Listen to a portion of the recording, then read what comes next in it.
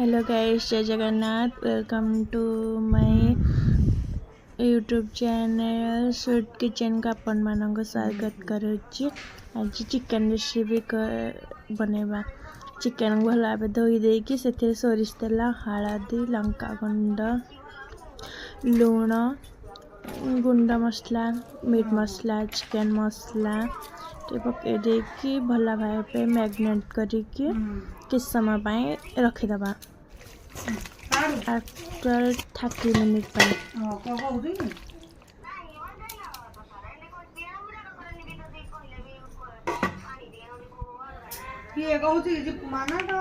सहजरे करने आज प्रेसर आपण मान करदे।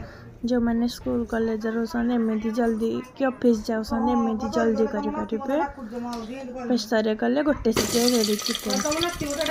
प्रेसर कले भी अलग प्रकार टेस्ट लगे। फ्राए करदबा।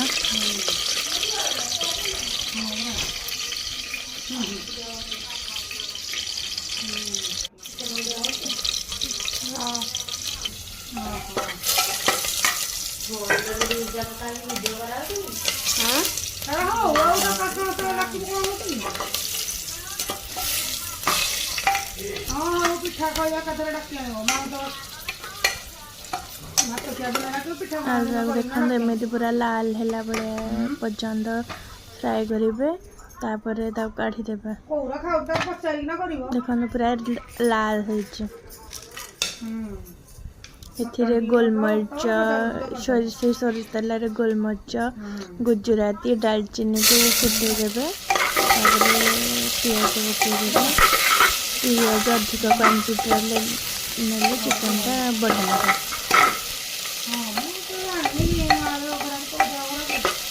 बेसी तेल न दे कम तेल कले भल, कारण चिकेन भी तेल बाहर पारे ना, से चिकेन जिते कम लाइट तेल देते भल चिकेन। चिकेन को डीप फ्राए करके रेड ब्राउन कलर हवा पर्यंत भाजबे। तापर से काश्मीर लंका गुंड, रेड चिली पाउडर, तापर हल्दी गुंड, राग अनुसार लंका गुंड, चिकेन मसला, मीट मसला आउ लुण पकईकि भल भाव गोले देबे।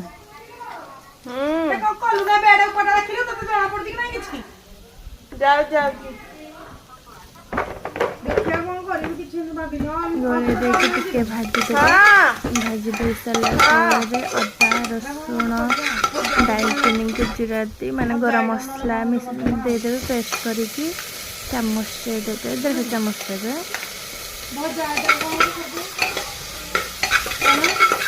बेसी मसला देते कम मसला देते। टमाटो पकईदेवे, फ्राए करदे। मसलाटा भाजीला से पानी देदेवे।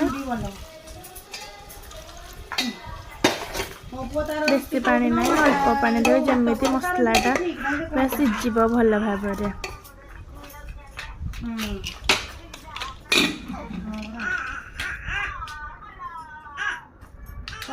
5 मिनट पर देखिए मसला देखते अधा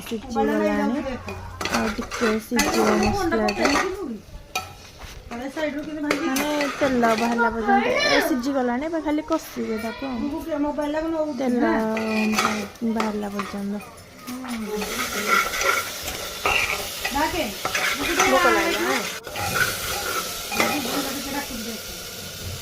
मसला आगे हम 3 मिनट पर ये फ्राए करेंगे।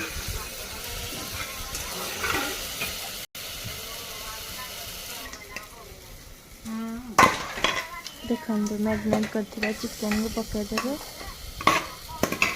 चिकेन करके मैरिनेट कर पकईले बेसी आइंस हेनी आ बेसी कषा को पड़ोनी, कारण एमती मैरिनेट करके रखिले प्राय सीझी जाए। देखो घोड़े घोड़े कषिबे। कषिले केते पानी बाहर अच्छे चिकेन नु।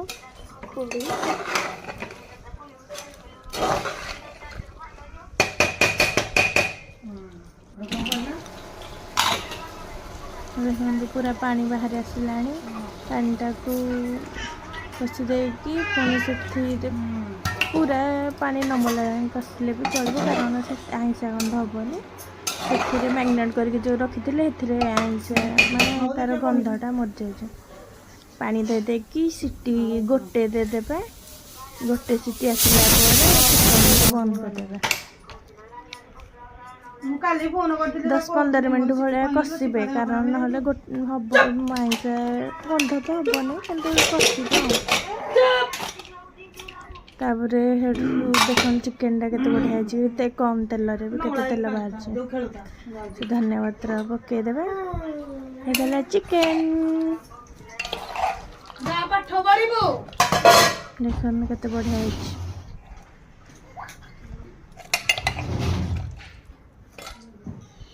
रहुची जय जगन्नाथ।